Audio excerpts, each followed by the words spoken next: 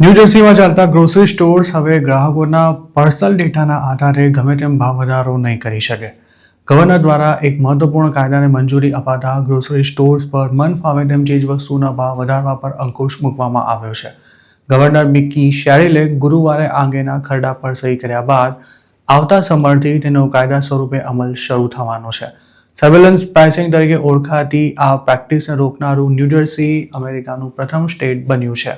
ફેર price protection act હેઠળ કસ્ટમર્સની digital history, biometric information કે પછી જેનેટિક ડેટાના આધારે ચીજવસ્તુઓની કિંમત નક્કી કરવા પર ન્યૂજર્સીએ પ્રતિબંધ મૂક્યો છે. આ ડેટાના આધારે એલ્ગોરિધમ દ્વારા કયો કસ્ટમર વધુમાં વધુ કેટલી કિંમત ચૂકવી શકશે તેનો અંદાજ મળી જાય છે. કંપનીઓનો દાવો છે કે આ પ્રકારે ભાવમાં ફેરફાર કરવાનો તેમનો કોઈ પ્લાન નથી, પણ અમેરિકાના ઘણા ખરા લોકો આ વાત સાચી માનવા માટે તૈયાર નથી અને ડેમોક્રેટિક સ્ટેટ્સ આ પ્રેક્ટિસને અટકાવવા અત્યારથી જ કાયદા બનાવી રહ્યા છે. આ અંગેના બિલ પર સાઇન કરતા ગવર્નર શેરિલે જણાવ્યું હતું કે સર્વેલન્સ પ્રાઇસિંગ દ્વારા કસ્ટમર્સનો પર્સનલ ડેટા તેમનું જ નુકસાન થાય તે રીતે ઉપયોગમાં લેવાય છે. તેના દ્વારા કંપનીઓ કસ્ટમર્સ ક્યાં રહે છે, શું ખરીદે છે અને ગૂગલ પર શું સર્ચ કરે છે તેની પણ માહિતી મેળવી લે છે અને આ ડેટાના આધારે કસ્ટમર્સની જાણ બહાર જ તેમના ખિસ્સા ખંખેરવામાં આવે છે. ન્યૂજર્સીમાં આ કાયદો ઓગસ્ટ 1, 2027થી લાગુ થવાનો છે, જેના હેઠળ સર્વેલન્સ પ્રાઇસિંગનો ઉપયોગ કરનારા બિઝનેસને કસ્ટમર્સ સ્યુ કરી શકશે. જો કોઈ ગ્રોસરી સ્ટોર ઓનર આવું કરતા પકડાશે તો તેને કસ્ટમર્સને રિફંડ ચૂકવવાની સાથે સાથે $10,000નો દંડ પણ ભરવો પડશે અને બીજી વાર આ ગુનો કરવા પર દંડની રકમ ડબલ થઈ જશે.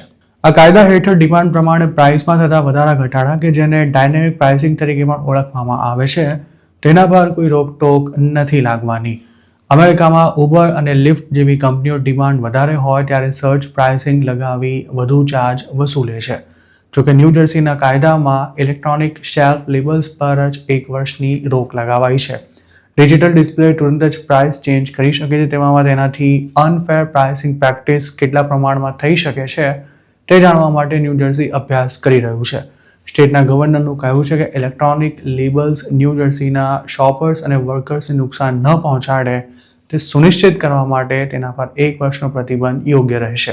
આ કાયદાને સપોર્ટ કરનારા લોકોનું કહેવું છે કે કોવિડ પેન્ડેમિક બાદ ગ્રોસરીની કિંમત સતત વધી રહી છે, જેને ધ્યાનમાં રાખતા આ પ્રકારનો કાયદો લાવવો જરૂરી હતો.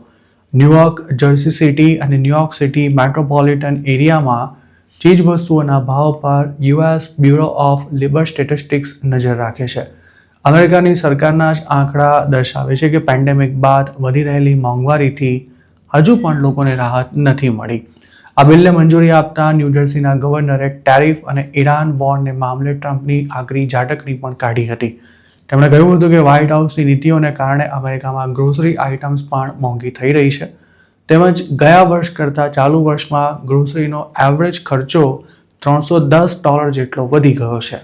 જોકે ન્યૂજર્સી બિઝનેસ એન્ડ ઇન્ડસ્ટ્રી એસોસિએશનના CEO અને પ્રેસિડેન્ટ માઇકલ સિકિરા સ્ટેટના ગવર્નર દ્વારા કરાયેલા આ પ્રકારના દાવાને અયોગ્ય ગણાવી રહ્યા છે. તેમનું કહેવું છે કે ગ્રોસરી સ્ટોર્સની એફિશિયન્સી વધારવા માટે ડિજિટલ પ્રાઇસ ટેક્સ ઉપયોગી છે અને તેને યથાવત રાખવાની સાથે કસ્ટમર્સના હિતોની રક્ષા કરવાનું કામ પણ ન્યૂજર્સી કરી શક્યું હોત. જોકે તેમ કરવાને બદલે બિઝનેસીસને નફાખોર વિલન તરીકે ચિતરવામાં આવી રહ્યા છે. તેમનો એવો પણ દાવો હતો કે નવા કાયદાથી લોયલ્ટી પ્રોગ્રામ્સ, કૂપન્સ અને અન્ય કસ્ટમર સ્પેસિફિક ડિસ્કાઉન્ટ્સ લિમિટ થઈ જશે, જેનો બોજ આખરે તો કસ્ટમર્સ પર જ આવવાનો છે. જે તે સમયે વોલમાર્ટે પણ પોતાના સ્ટોર્સમાં ઇલેક્ટ્રોનિક શેલ્ફ લેબલ્સ લગાવવાનો એક્સપેરિમેન્ટ શરૂ કર્યો હતો, પણ તેનો લાર્જ સ્કેલ પર અમલ શરૂ થાય તે પહેલાં જ તેની સામે ખાસો ઉહાપોહ મચ્યો હતો. ત્યારે પણ કંપનીએ ઇલેક્ટ્રોનિક શેલ્ફ લેબલ્સથી ડાયનેમિક પ્રાઇસિંગ લાગુ નહીં કરાય તેવું આશ્વાસન આપ્યું હતું, પણ રિટેલ ફિલ્ડના એક્સપર્ટ્સ વોલમાર્ટની વાત સાચી માનવા માટે તૈયાર નહોતા. હવે અમેરિકાના એક પછી એક સ્ટેટ્સ આ અંગેના કાયદા બનાવી રહ્યા છે, ત્યારે મોટી કંપનીઓ માટે પોતાના સ્ટોર્સમાં ઇલેક્ટ્રોનિક શેલ્ફ લેબલ્સ લગાવવું મુશ્કેલ બનશે. એટલું જ નહીં, તેઓ પોતાના ઓનલાઈન પ્લેટફોર્મ્સ પર પણ અલગ અલગ કસ્ટમર્સને અલગ અલગ ભાવે ચીજ વસ્તુઓ નહીં વેચી શકે. ઉલ્લેખનીય છે કે હાલમાં જ CNBCના એક રિપોર્ટમાં એવો દાવો કરાયો હતો કે અમેરિકામાં ગયા વર્ષની સરખામણીએ ચાલુ વર્ષમાં લોકોએ ગ્રોસરી ખરીદવાનું ઓછું કર્યું છે.